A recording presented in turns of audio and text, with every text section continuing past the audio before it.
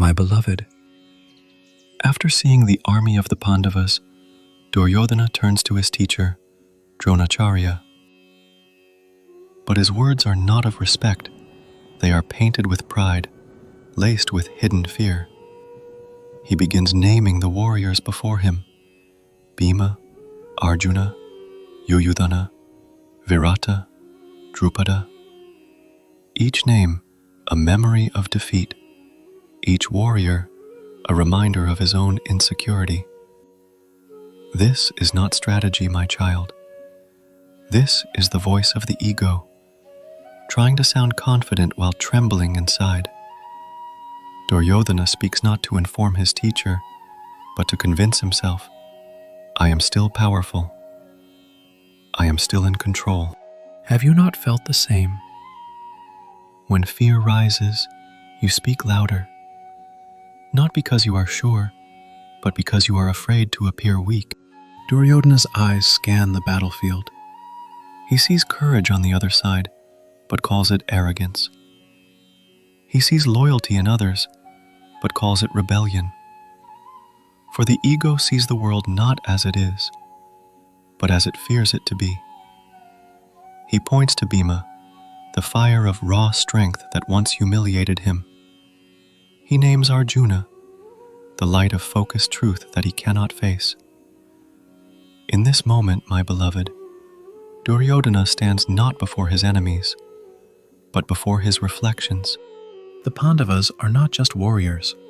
They are symbols of clarity, of righteousness, of purpose.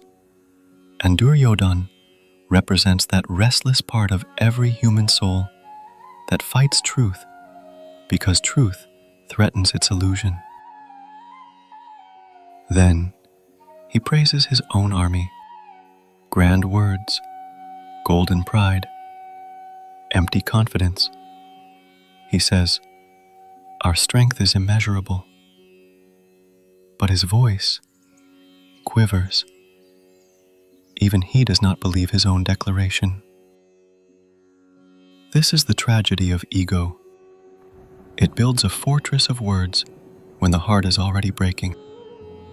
He calls his warriors Bhishma, Karna, Kripa, Ashwathama, names that sound mighty, but each one carries its own burden of doubt.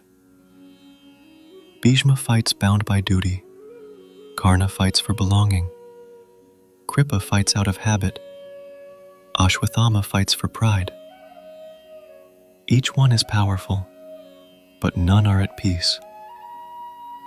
That is the nature of Duryodhana's army, a reflection of the mind when it is ruled by attachment. It appears strong, but it is divided within. And yet, my beloved, Duryodhana believes he can control the outcome, as every mind believes when it clings too tightly.